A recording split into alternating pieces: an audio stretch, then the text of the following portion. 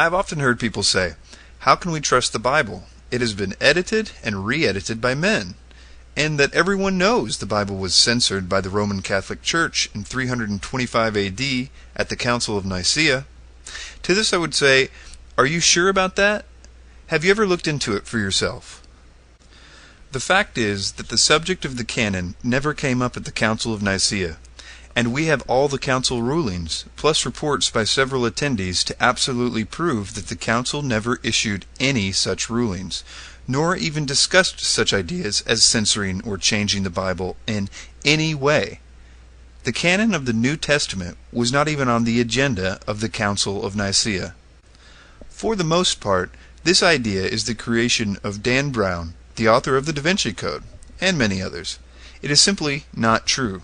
It seems the Council of Nicaea was convened in an attempt to settle the controversy raised by Arianism. The council also addressed disciplinary decisions concerning the status and jurisdiction of the clergy in the early church, and for establishing the date on which Easter is celebrated. Remember, at the time of the Council of Nicaea, the Roman Catholic Church hierarchy did not yet exist, but the Roman Emperor Constantine knew that he was having trouble gaining legitimacy among Christians. He craved this, and sought out Eusebius to see how to make this happen. Eusebius suggested a council of all the independent Christian churches within the Roman Empire, and Constantine agreed. There was no central authority. The bishops that were summoned derived their authority from their own independent, local, Bible-believing congregations, which was functioning quite well without the interference of Rome. In fact, many of them still bared the scars of persecution from the Roman Empire and were rightly skeptical of such a gathering. So you may ask, when was the canon decided upon? Every New Testament book was cited as authoritative by a church father within one generation. We have more than 32,000 New Testament quotations from early church writers from the 2nd and 3rd centuries. In fact, we could recreate virtually the entire New Testament just from the quotes of the early church writers of the 2nd and 3rd centuries. We can be quite certain that the New Testament we have today has come down to us just as it is from the earliest days, and we can be quite certain what they considered to be Scripture. In fact, by around 200 AD, 125 years before the Council of Nicaea, they were quite openly quoting and referencing all the New Testament books of the Bible. Paul's letters were already considered Scripture in the mid-1st century. Take a look at how the Apostle Peter himself called them Scripture in his letter, 2 Peter chapter 3, verses 14 through 16. And conversely, the Apostle Paul, writing between AD 62 and AD 65, quoted Luke chapter 10, verse 7, and called it Scripture.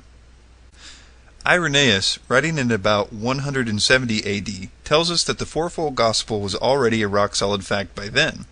The fact that the fourfold gospel is also reflected in the so-called Muratorian fragment, which was written about the same time, 170 AD, note 155 years before Nicaea, that the Muratorian fragment lists for us basically the whole New Testament canon, and it shows us once again that the fourfold gospel was an established fact by then. Justin Martyr also confirms the validity of the four gospels, writing between 150 and 155 AD. The sheer number of quotations by the early church fathers of these canonical New Testament writings clearly shows that the early church had decided long before the Council of Nicaea which books they considered to be inspired. So what about the Gnostic Gospels, such as the Gospel of Thomas? Dan Brown of the Da Vinci Code says the only reason they weren't put in the Bible is because the Catholic Church didn't like what they had to say. Is that true? The answer is no. A large number of spurious documents emerged during the centuries following the ministries of the apostles and were universally rejected by the early church. Copies of a group of these were found at Nag Hammadi in Egypt, dating from the 3rd and 4th centuries. And these are uncritically accepted by Dan Brown as accurate. These include the Gospel of Thomas, the Gospel of Philip, the Gospel of Mary, the Gospel of Truth, and about 4 dozen others. They were written under false pseudonyms, such as Thomas, and even the promoters of these documents do not claim that the disciple Thomas actually wrote it. They were all written centuries after the Gospel period, in contrast to the contemporaneous eyewitness accounts in the New Testament, and don't even claim to be actual records of events. And finally, let's look at a few points regarding the Nag Hammadi texts and the Gospel of Thomas, which appears to be the most likely of the Gnostic texts to be valid. The only firm evidence for dating the Gospel of Thomas is its earliest Greek fragments, which was written no later than about AD 200. The first reference to the Gospel of Thomas by name occurs no earlier than Hippolytus, who was writing after AD 222 and 235. The author of the Gospel of Thomas shows a decided dependence on the canonical Gospels, demonstrating a later date for its composition than they. Ironically, this fact is used as one of the sole reasons for dating the Gospel of Thomas before the canonical Gospels. They claim that the less detailed and poorly developed concepts in the Gospel of Thomas reflect an earlier date than the canonical Gospels. However, literary scholars have noted that the opposite is generally true in literary development. For instance, a masterpiece is usually created, thereby establishing a genre type, and then future authors will try to copy that genre with less success. To the charge that there is no literary references to the Gospel of Thomas until the 3rd century, the answer is usually something to the effect that the Christians somehow destroyed any record of it.